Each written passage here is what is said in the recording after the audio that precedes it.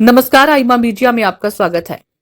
संसद का मानसून सत्र निर्धारित 21 अगस्त यानी गुरुवार को अनिश्चित काल के लिए समाप्त हो गया, किंतु कई सवाल ऐसे खड़े हो गए हैं जिनका सीधा संबंध संवैधानिक संस्थानों के मान मर्यादा एवं प्रतिष्ठा से है।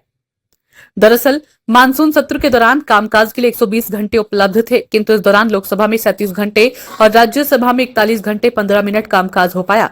सत्र के दौरान 15 विधेयक पारित किए गए। कुल मिलाकर लोकसभा में कार्य उत्पादकता 31% रही, जबकि राज्यसभा में 39% रही। संसद के दोनों सदनों में सरकार ने जो आवश्यक विधेयक समझा उसे पारित भी करवाया और अपने सारे जरूरी कामकाज पूरा करके 21 अगस्त को निर्धारित कलाप विधि के अनुसार सत्रावसान की घोषणा कर दी। किंतु सबसे बड़ा सवाल तो यह है कि जो 15 विधेयक पारित हुए उनमें से कितने ऐसे हैं जिन पर सभी पार्टियों ने, सांसदों ने गंभीरता से विचार और बहस की। इस सवाल का सीधा जवाब यह है कि विपक्ष को तो छोड़िए, बहस तो सत्ता पक्ष के सदस्यों ने भी नहीं की।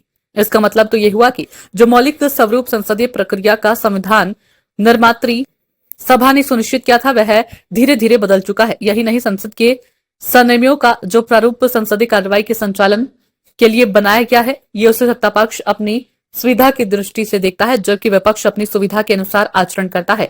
विपक्ष सरकार पर आरोप लगाता है कि संसद सुचारू रूप से चलाने की जिम्मेदारी उसकी है, जबकि सरकार को विपक्ष पर सीधा आरोप है कि वह संसद की कार्रवाई को बाधित करने के लिए बहाने खोजता है।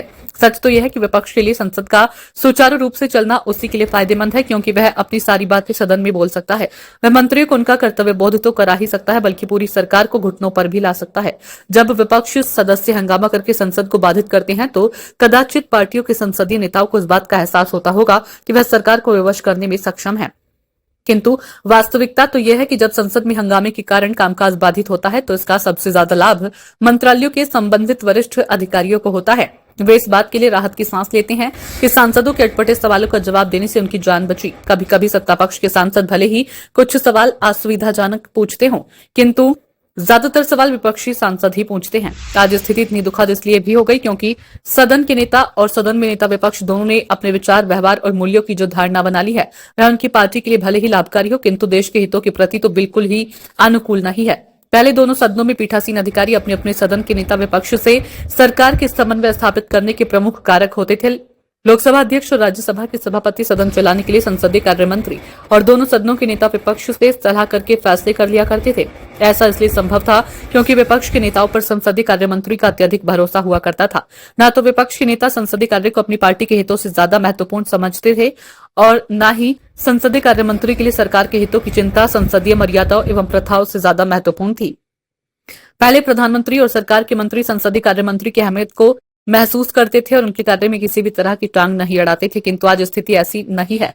अब तो संसदीय कार्य मंत्री प्रधानमंत्री, मंत्रियों और सरकार के प्रभाव से खुद को मुक्त कर ही नहीं सकते।